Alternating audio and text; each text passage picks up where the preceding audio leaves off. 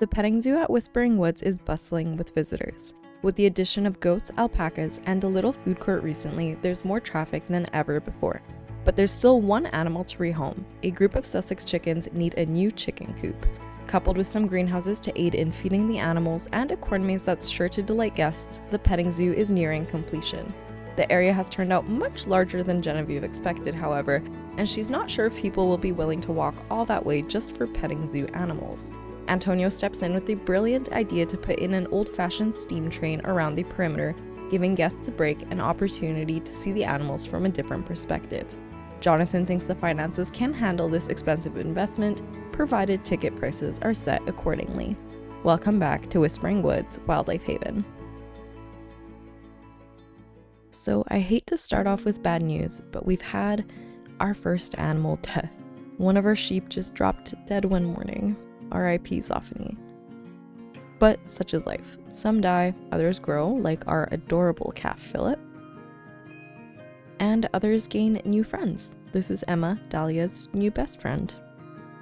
Before we jump into the speed build today, I got some questions about how I set up the null barriers for the goat enclosure last time. So I thought I would quickly explain how that works. As you can see, the goats can get from one side to the other using the bridge. The reason why they do this relatively often is because I've placed toy enrichments on one side and food and water on the other. The keeper gate is on the side with the food and water. However, the null barrier goes around both sections of the enclosure as well as over the guest path, just one continuous enclosure. The goats could technically escape using the guest path, but because of the mesh on the side of the bridge, they're unable to jump down and make a break for it. Very important if you're playing challenge or franchise mode. So basically define the whole enclosure area with a single null habitat and then use building pieces or foliage to make sure your animals can't escape.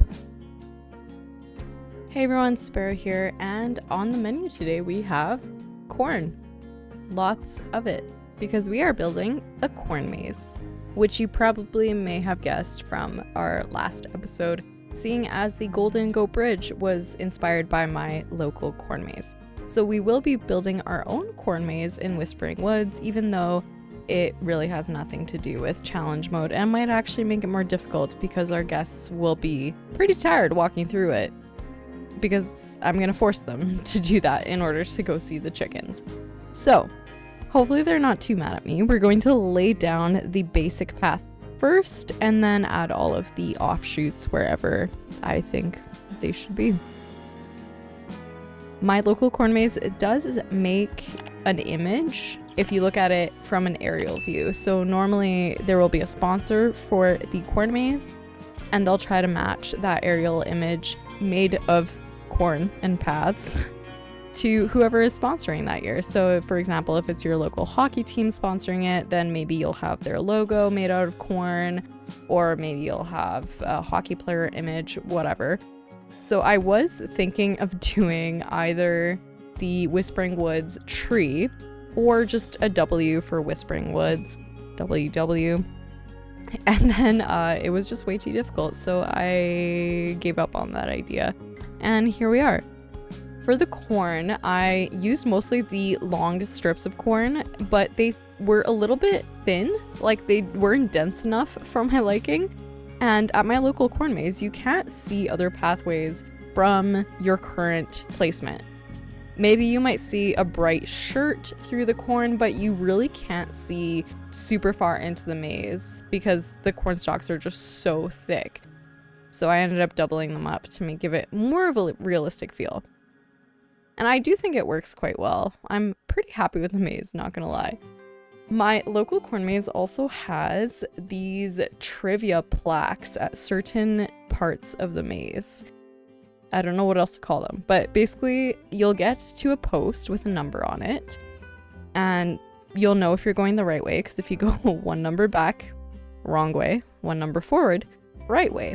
And they'll have questions on them. Some of them are more agriculture focused because corn, or they'll always have questions based on the organization that is sponsoring that year. So if it's a hockey team, they might be like, what jersey number is on this player's back? And then it'll tell you which way to turn. And realistically, it doesn't really matter because if you continue following the right-hand turn all the way through, then you'll get to the next post. Or if you continue following the left-hand turn, you will also get to the next post. So it really doesn't matter, but it's a little bit of fun along the way. We are also going to have that in this corn maze, but it will be Whispering Woods focused. So when we do our walkthrough at the end of the episode, do let me know if you get all of the answers correct. In order to get people to walk through the maze, I did put down a little staff path from the end of the goat and alpaca shelter through to the section after the maze. But I did cover it up with leaves, and there will be a tree there so that it looks a little bit more realistic, which means that people can't get through there, which means they have to walk through the corn maze in order to go see the chickens and the greenhouses that we'll be putting in at the end of this episode. A little bit of Planet Zoo magic there for you. If they can access it, they will go the long way. I really hope they don't lose too much energy and we don't have to put benches into the corn maze, but it is what it is. Anyway, right now we are putting together an entrance sign to the corn maze. So I put down the sunflower. The sunflower is going to go. The vines from the South America pack, the grass, I think, panel from the South America pack, and then another leaf panel. And recolored them to look more like wheat, maybe some, I don't know, scenery that you would see in a farm field. And there was really nothing that could emulate corn as far as signs go. So I ended up using these leaves from the South America pack and then created a corn cob, yes, from font pieces, and then just recolored them yellow. So we're going to use the zeros and then also a few full stop pieces to fill in that middle section. And then I will copy those across the width of the leaf panel to make it look like it is not just a really thin piece, that it spans a little bit more space. But yeah, I was actually really happy with the sign. It also kind of looks similar to my local corn maze, but I did not use a reference image. I think I'm just going off of like nostalgia factor because I go to this corn maze every single year with my partner, and I have him take a picture of me in this big Adirondack chair every single year, and I absolutely love it. So obviously it had to be in this petting zoo. Anyway, we are now going to set up the space for the Sussex chickens. They can have more than one male in the enclosure. They can have, I think it's like up to 60 or 70 chickens, maybe more. So we're gonna zone it for about 10 chickens, more with juveniles, and then it's gonna be very square, rectangular. Because a lot of farms are very rectangular, it's just a lot more efficient for farmers to have straight pathways to drive down with their tractors or horse carts or whatever is pulling the produce. So this one is going to be quite square. That's okay. We're also going to put in a bathroom at the end here because once our guests finally get through the corn maze, they will likely want to use the bathroom. I'm going to sink the toilets into the ground because, again, if you haven't seen a few of the other episodes in this series, I don't like how tall these buildings are. So we're going to try to make them shorter by sinking them into the ground. But that always gives us the challenge of hiding the terrain work around it. So I wanted to make sort of an outhouse feel to this. And if you guessed Shrek as inspiration, then you are entirely correct because that's exactly where it came from. I do know there is someone on Planet Zoo Console Edition currently working on a Shrek zoo. So hopefully that's out within the next year because it so far looks amazing. But that is kind of where that inspiration came from. And a lot of the people I've shown this to were able to guess what the inspiration was. So if you guessed it, good job. The only thing with this is that the pathway goes down into the earth. And because it's an elevated pathway, you do see the curbs on it, which means that we need to hide them in some way. So I'm going to hide most of the path with a rock. People are going to sink into it, but because we're extending the building out past the stairs, we won't really see the people sinking into it, so it's not that big of a deal. And then the sides of that pathway we can just hide with other rocks, other foliage, whatever works. For the building itself, I ended up using the East Asian timber, unpainted timber, I think it's called, because it looks the most like an outhouse. At least the ones I've seen here near hiking trails. I do live in Canada, so we do have a lot of those. It's usually, I don't know, like unstained timber, wood looking shed with a green roof on it, and then obviously some ventilation systems. So that's what I'm putting together here. I also skipped the panels, like the triangular panels above the entrance because the roof was not on straight and I had to do a bunch of rotating to make it work. I did use panels on there, but you will see me filling that in on the chicken coop later on. So trying to keep things down as much as possible because this is a really long video. So I'm going to try to show everything that I did only once. Hopefully you can catch on during the chicken coop part. Anyway, we are moving on to a greenhouse. I figured that since this is a farm, they would probably have a greenhouse somewhere. And because we'll be expanding the zoo into other regions after the petting zoo. So if you want to see a certain region represented, do let me know in the comments below. We also want to be able to grow some food for the animals. So in this greenhouse, which I thought worked really well in this kind of petting zoo area because agriculture, kind of keeping all of that growing in the same area, we were going to put in an orange tree. And then once I was happy with the way it looked, I just sank it through the center of the greenhouse. For the oranges, I did not build them out of building pieces this time. Like the apples, they were built out of egg pieces last episode. These ones are built out of the Arctic baubles, just recolored orange. I tried to match them as closely to the Indian orange fruit item as possible, and then just turned off the light because I don't want the oranges glowing when it is dark outside. Once that is in the middle of the greenhouse, we're going to build up a planter around it. This is just the Indonesian stained timber, like usual. And we're just not even going to worry about using multiple pieces. It doesn't matter that the wood is sticking through another piece. Honestly, kind of has a barnyard charm. I'm not super worried about it. And then we're also going to recolor it to a brown color. The top of the planter is going to be slightly lighter because I assume there would be more sun hitting it, just coming through the walls of the greenhouse, rather than whatever wood is underneath it would be slightly darker because it's not as exposed to the sun. And then once I'm happy with that, I will just add some mulch to it. Kind of sad that we couldn't just use the 2-meter mulch because, I mean, the wood pieces are 2 meters, but it wasn't quite working. So I had to use extra mulch pieces. That's okay. It's more money spent. I'm sure Jonathan is not super happy, but we're in it for the details. Speaking of details, we're going to add a sprinkler system around the edge of the walls. So just using some painted rods from the Australia pack.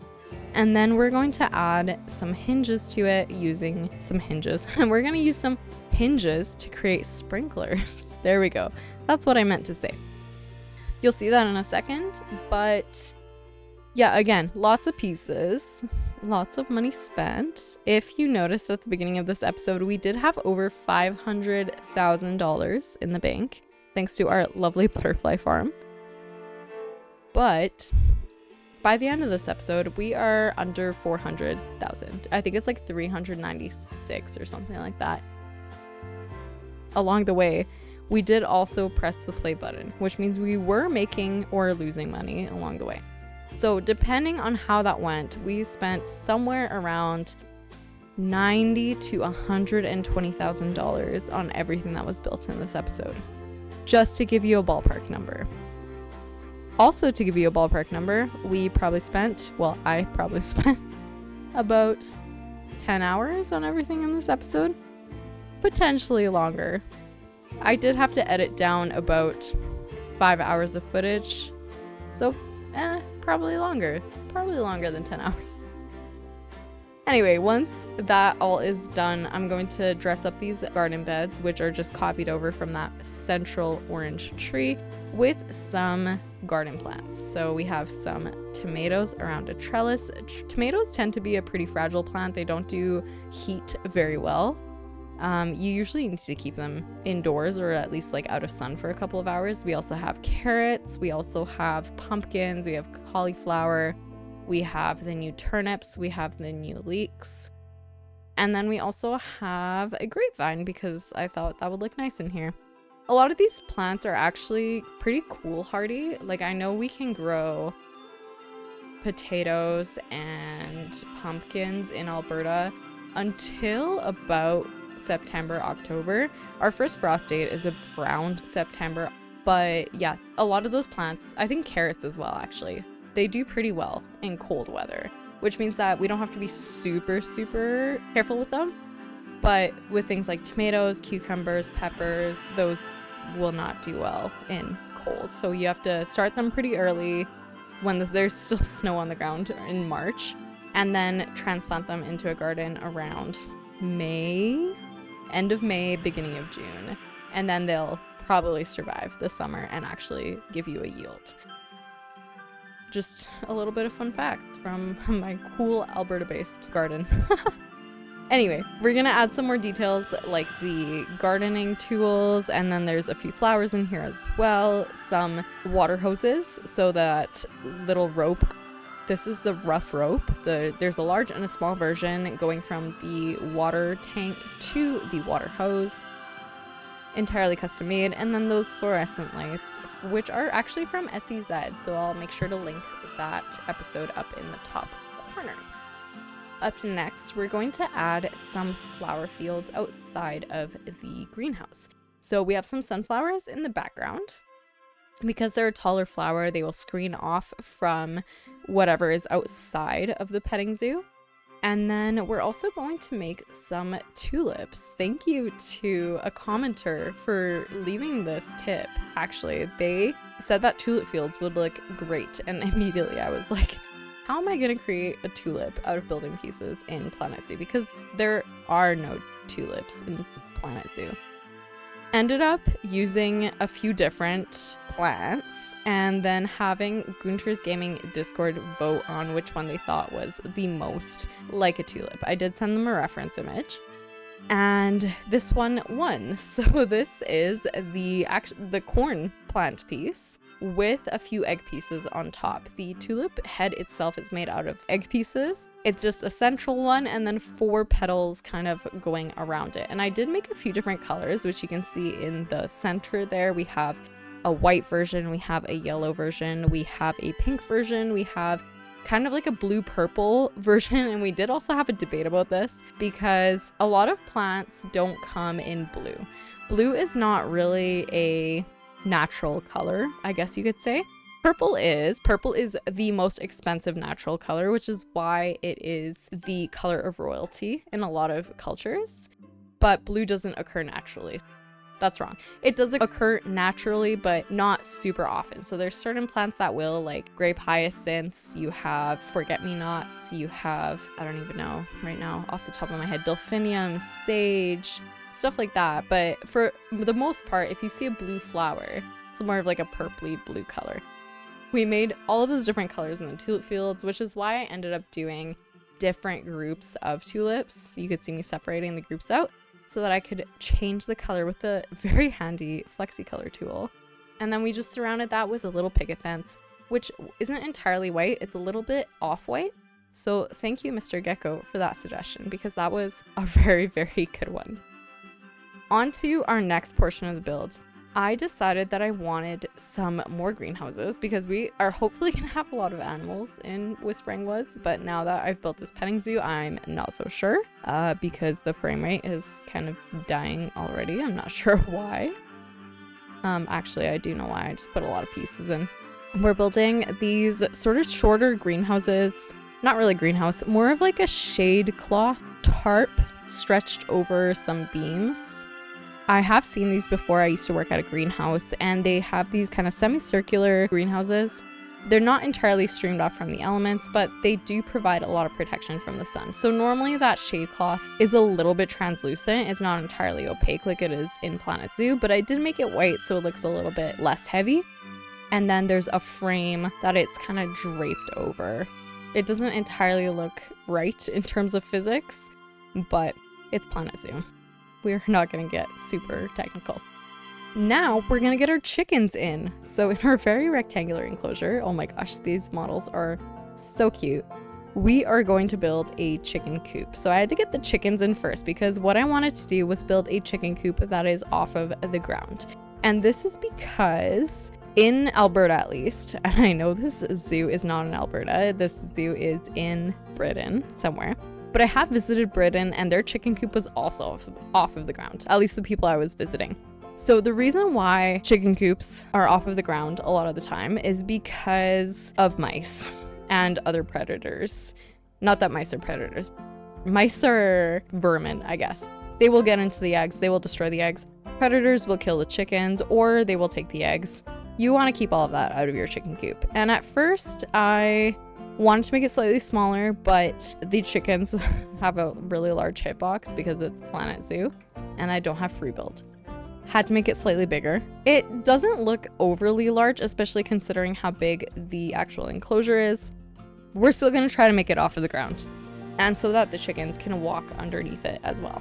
At the back, we're gonna have a little nest box, and this is mostly just so keepers can like reach in and grab some eggs if they need to. Still undecided if Whispering Woods is willing to sell their eggs. Potentially. I don't know how you feel about it. I do want to have chickens myself one day. I currently live in an apartment, so obviously cannot. But if I have a house one day in a zone that allows chickens, then I will definitely have chickens and probably eat their eggs. So I'm not entirely against it. Like, they are a livestock animal for a reason. And obviously I'm not vegetarian or vegan, as you can tell from my commentary. Anyway, so I did put eggs in the coop. And I just made those out of the birch branches and some of the birch twigs, just a lot of them. I think it's like 60 pieces per nest or something like that. There's a lot of branches. And then just a few eggs on top of each one. I did give them a little bit of color, so there are some that are white, obviously. And then there are some that are slightly blue and slightly green. My cousin in England does have a chicken coop, and I remember visiting her like 10 years ago. Her chickens are named after the color of egg that they lay with the same starting letter. So for example, if it's a white egg that the chicken lays, then her name might be Whitney because it starts with a W. And if their chicken lays green eggs, then it might be Gertrude. And if their chicken lays blue eggs, then it might be Bernadette. So it's always the same letter as the color of egg they lay. And I thought that was super cute, so I did want to include that in this chicken coop. And as you just saw on that triangular panel between the roof and the wall, I did use the twilight door the twilight door planks in kind of like a chevron formation to fill in that area. Because they are thinner than the panels, you don't have to worry about it appearing on the inside. But it does still look good from both sides, which is really, really nice. And this entire thing, if you are wondering, is made out of twilight pieces. So it is the twilight door panels, the twilight planks, and the twilight shingles. The mesh is not from the twilight pack, but everything else is. So just in case you were wondering, we did have a discussion about twilight pieces in the Discord recently. So I thought I would put them to good use. And if you want to be part of those discussions, click the link in the description below because there is one in case you would like to join us and our very entertaining discussions once in a while. So around the chicken coop, I'm going to build this kind of paddock, I don't know what to call this, but kind of like a safe area. So it's all meshed off. The mesh does go into the ground, which is really funny because as soon as I showed my brother this, he was like, are you sure the chickens or, anything that's trying to attack them can't dig under the mesh? And I was like, yeah, actually, it goes into the ground. So that was a fun little tidbit for you. The mesh does extend into the ground in case you wanted to go for realism. But on the front of it, we are going to put a little door, and this is just so that the keepers can get in The chickens are gonna have their food in there, maybe a little water dish, and obviously that's their shelter for the night. And they can actually fit in there. They can jump up onto 2 of the platforms, I believe. One of them has nests on it, and then the other one just has kind of like a roosting bar, so they can't get up onto the bar, but they do all fit in there. It's enough hard shelter for them, which is really nice. And so all of this is just kind of built on a mesh, the Twilight Pack pieces, and then I'll put a little bracket on the door so that it can be opened and closed. And then once that is done, I'll prop it open and then put a little roof on it, because chickens could also get attacked by more predatory birds like eagles or hawks in the British countryside. Just a little bit of added protection. And then the keepers can just lock them in there overnight. If it's safer, might as well. On the outside, we're going to put this fence, which is made of African pieces and marquee beams. So we have the little metal along the side, and then we also have the African branch log painted beam. That's what it's called, because I couldn't find it for the longest time, as well as the African log kind of decoration piece for that big fence piece along the front.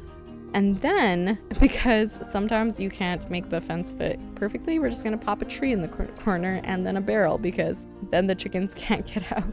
We're also gonna pop some enrichment items in, like the forage enrichment, a bunch of rocks, and then we're gonna terrain paint it to the chickens' liking, because I am planning on putting a lot more plants in here than they would probably like.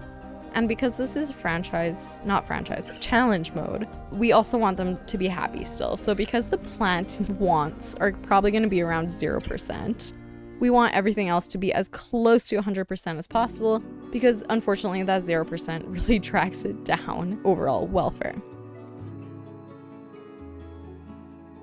For the feeding platform, I'm going to move the habitat barrier just a little bit so that I can fit that feeding platform into the covered area. And then I decided to add the water pipe, because I've been noticing that a lot of the animals are dying or close to dying of dehydration. And it's because the keepers are not actually placing water down in their troughs, because there's a very specific priority that the zookeepers follow, and it'll be like food, it'll be cleaning, and then it'll be water after that. Don't quote me on that. I will try to do my research so you know exactly what order it's in. The water pipe always has water, so it does not have to be refilled. So that's why I decided to put it in here, along with the well and the rustic tank, because I hadn't used those pieces yet, and I do really love them from the new rustic pack, so I did want to showcase them in some way in this enclosure. I think they're both super cute pieces. The tractor tires here are going to become a planter. Thank you, Patrick Kamak, for putting that together recently, and then I remembered that this had been a plan of mine all along. So we're gonna put those in a few sections here. Just a little bit of hosta. We have alpine phacelia. We also have some dwarf cornel in there. And then in front of the enclosure, I'm just going to put a singular tire so that there's a little bit of color, but it's not too much. We'll add some hostas and alpine currant in there to give a little bit of color, because the chickens are mostly going to pick up any kind of foliage you put into their enclosure, which is why I really only put buffalo grass and some dry creosote bushes in there. And it's mostly the parched grass too, so it's not gonna do a lot. For the education boards, I decided to put together something that's a little bit more rustic looking with the 1 meter TV screen, because I hate how big the 2 meter habitat education screens are. But we still want our guests to be educated. So what we're gonna do is we're going to put the chicken education sign on these boards, but then we're going to sink a 2 meter habitat education board into the ground underneath it. So the radius of education still hits the guests, but we don't have to look at these massive screens that just look so ugly. And if you'd like me to create custom education boards for Whispering Woods, do let me know in the comments. So now we wait, because we need to do a little bit of research, and of course it's raining again. But you do get a nice overview of Whispering Woods. You also see the chickens running for shelter in their new little coop. And then we also can see a little bit of the tulip fields, the greenhouses, and the corn maze. And finally, we're on to our last build of today. Wow, we have done a lot this week between corn maze and greenhouses and chickens. This is the last little part of the petting zoo, and then we are finally done, and I can give you a tour of the finished area. So no one guessed what was going behind the Highland cattle, and it is actually a steam train station. And this transport ride is going to go all the way around the petting zoo. Hopefully one day we can add another station on the other side so that people can get to another area of the zoo. For now, we're just going to make it go around the petting zoo. We're going to set the price accordingly, like they can only get on and off at the same station. They can still see quite a few of the animals. They can definitely see the sheep, the donkeys. They can see a little bit of the goats if they're up on the bridge. They can see the chickens, and they can see the alpacas and a little bit of the Highland cattle as well. So they can see all of the animals, really, if you're looking and you're lucky, which is kind of just what zoos are all about. The transport ride itself was a little bit difficult to put together because I did want to have the railroad crossing the pathway in a way that made sense. And I also didn't want the station to be much bigger than that back side of the Highland cattle. I had measured this out before, but it was in sandbox because obviously I hadn't researched this yet. And this queue line I wanted to snake exactly the way it is right now. It is slightly a little bit too far back than I wanted it, but it is pretty close. So I did plan a lot of this in advance, like 3 episodes ago. It's different. If you're building it in the file, sure. But if you're building it in another file and then rebuilding it in your current file, yeah, it's going to be slightly different. We're going to surround the train station with the rustic stone from the Europe pack, very similar to the old stone barn that's on the other side of the cow enclosure. And then we're also going to add a little bit more of a modern touch with these glass house windows. But I have recolored the frame to the Whispering Woods dark green. So I thought that looked really nice. I'm just checking the sight lines behind the cows there, and I'm quite liking how it looks. On the interior, we're also going to cover up the path and the kind of safety line, mind your gap, at the edge of the platform with the gutter and the stained wood wall piece. And then underneath that, I'm just going to line it with a little bit of concrete so that it looks like there's something actually holding it up. On the edges of the station, I ended up using some of the arbor pieces. I like how it's a little bit more of a weathered look on the wood, and it's still kind of see-through. And we're just going to recolor all of that to the brown that's in the petting zoo portion as well. This steam train is really for the petting zoo. It's really not for anything else. And then we do have a little clock tower on the exit here. If you can't get the roof pieces to align, just build it and then put them in a separate group and then use the advanced tool to move it where you need it to, just like that. The path I'm going to cover up with a bunch of concrete pieces, concrete floor pieces, concrete panels, all the way around the curbs and all over the surface of the pathway. And then whatever I couldn't actually make look good with the concrete pieces, I'm just going to cover up with some foliage and planters because that's just how you do it. To hold up this secondary roof, because it's probably going to be raining when people are standing in line and they need a little bit of coverage, I used these arbor beams and a little bit of the mossy temple stone pieces. We're going to add some hanging planters. These I also added to the front entrance, and then a little bit of hosta in there. And then just gonna put a bunch of decals down to make sure that it doesn't look like a super newly built station. There's a bunch of dirt here. That board will eventually have a schedule of rides on it. And then along the trackway, I did put together a bit of faux rocks and buffalo grass just to make it look a little bit more realistic. And finally, the last portion of the speed build, we have a railroad crossing. The sign at the very bottom is a screen, so that will have a custom graphic on it, but everything else is in-game pieces. So we have some of the plastic squares, we have some of the New World bulbs, and then we have a bunch of full stop pieces all the way around those bulbs. And then we also have a bunch of apostrophe and full stop pieces making up this X for the railroad crossing. Again, everything is colored white and red, because those are the colors. I did look up British railway crossings specifically to make sure that they were working. And then to make the railroad crossing arm, I wanted to use the European, what are they called? Post? I don't know, they kind of look like candy canes to me, not gonna lie, other than the missing hook on the end. I didn't like how thick it was. So we will be reworking that in just a little bit, but on the end used a few anchor plates and anchor pieces. This is basically how the arm swings up and down off of the post. And then used a bunch of the gutter pieces to end up making the arm. And those will just be recolored to that red and white combination.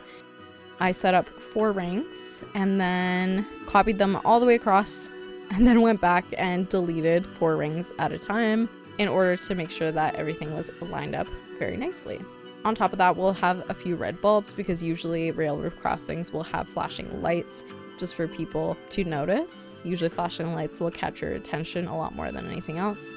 Maybe I'll add some speakers to make sure that there's some sound going on every once in a while so that people know there's a railway crossing. And we are going to make it a little bit longer because unfortunately this pathway is quite wide.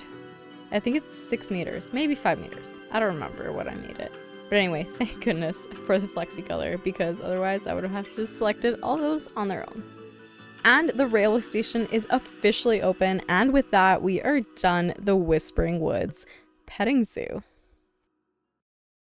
Welcome to the Whispering Woods petting zoo. Over here we have our train station, and then we have our bathrooms and our main entrance all the way back there. Butterflies are somewhere past there.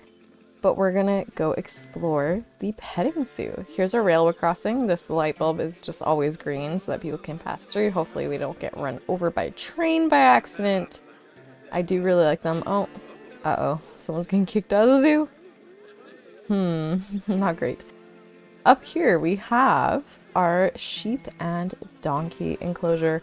I thought the sheep were my favorites, but honestly the donkeys have grown on me so much. They're just so freaking cute. Oh, look at her. And that donkey shelter back there also has turned out quite well. Over here we have our Highland cattle. Looks like they've been fed recently. And I do really like that train station backdrop right behind them. Over here we have our renovated barn with our hayloft.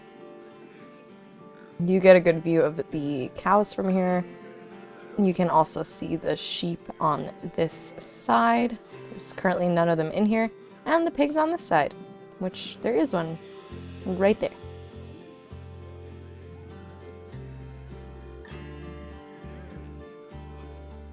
Both of these enclosures are walkthrough, so you can come in and pet the pigs if you would like.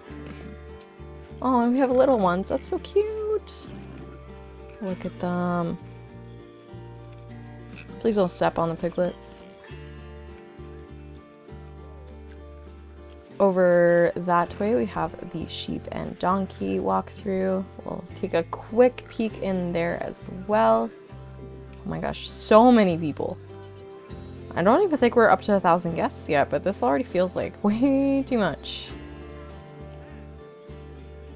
Did make this enclosure slightly larger so that we could fit 2 donkeys into it. Also added some signposts. So back there is the main entrance and petting zoo, and then here we have our alpaca orchard and corn maze.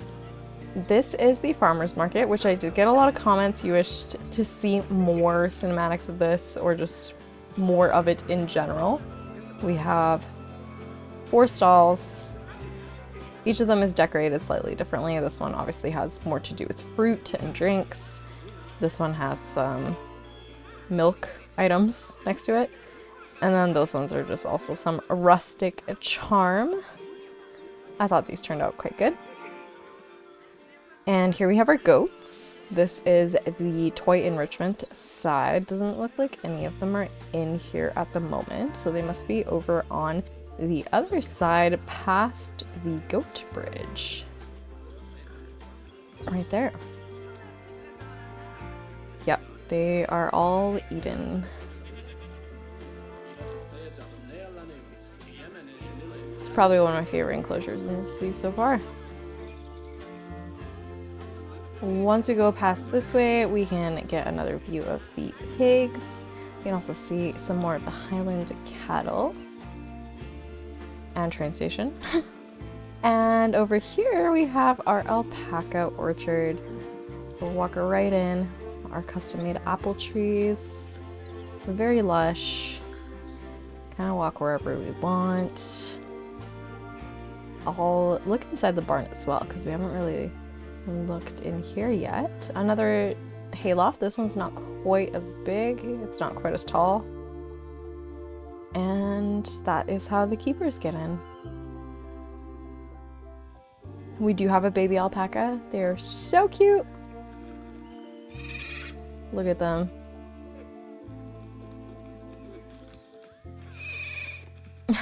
So freaking cute. All right, let's continue on into our next section. So this is the stuff that we built this time around. We're going to enter the corn maze. But first we have to pass under the goat bridge. It would be really cool if there was a goat walking right over us as we did that, but I don't know if that's gonna happen. Oh, maybe. Let's find out. Oh, yes, it's going to happen. The Golden Goat Bridge.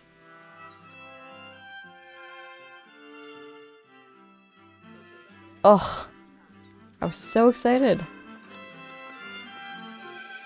This is the backstage of the alpacas and the goats.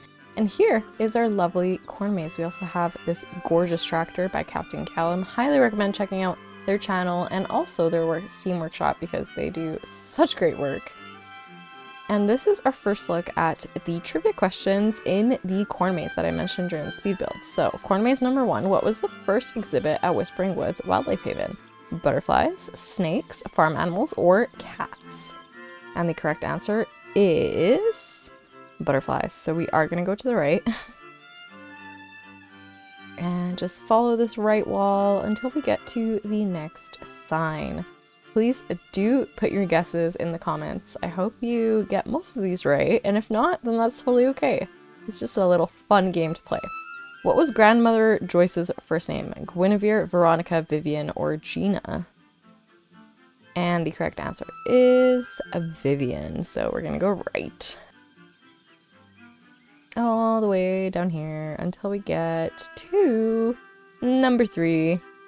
This isn't a very big corn maze, but I just wanted to include a little fun thing to do. So, what type of orchard do our alpacas live in? Pear, peach, plum, or apple? And the correct answer is an apple orchard. So we're gonna go left this time. Until we reach our next stop. What type of engine does our train have? Electric, steam, diesel, or power? And it is a steam engine, so we're gonna go left. Oh, let's try not to walk on top of the coin though. And all the way at the end of the maze, we have one last bin that says, congratulations, you made it through our maze. Remember to share your photos on social media for a chance to be featured in our magazine. You can find a link to said magazine in the description. Do check it out. Let me know what you think. I put quite a bit of work into it. And if you would like, you can also download this portion of Whispering Woods, just the petting zoo, on the Steam Workshop. And if you would like to be featured in the next edition of the magazine, take a screenshot inside of the corn maze and tag it #WWCornmaze on Twitter, or you can just send it to me on Discord if that works better for you. This is our outhouse. And over here we have our tulip field. So here's a close-up look of those tulip bulbs made out of egg pieces. I did put some insect hotels in here. I thought that was a very cute addition. We have another scarecrow as well. This is the blue-purple tulip that I was going on quite a little bit of a rant about maybe for blue plants, but I just really like plants, okay? Plants and animals. That's kind of my thing. We do have some mist coming down from our sprinklers every once in a while that we can feed our animals eventually. And then as we find our way back to this area, we have some more greenhouses. These ones are a little bit shorter. We're gonna crouch down. Just made of Shadecloth is what I'm imagining. So we have a lot of the same crops, but these ones are the cooler hardy crops that I was talking about in the video as well. And then here, this one hasn't quite been set up yet. I'm gonna say it's like early spring, maybe not everything has been planted yet. And as we walk through here, we finally get a look at our Sussex chickens. This model is just so good. Oh my gosh, they're so cute. I love the sounds they make. Honestly, such a great job on those. We have our water pipe, our chicken coop, our well, and our tractor planters, tractor tire planters. Very cool. The last little stop we have is our train station. We're going to kind of break the rules here because there's not actually a pathway down this way. We're just gonna walk through there anyway. All of these entrances do have that petting zoo sign on them. That one I will put together once we have more things going that direction. This one does have the railway arms because there's already people walking through here. But let's see if we can skip the line and maybe get a tour of Whispering Woods on the train.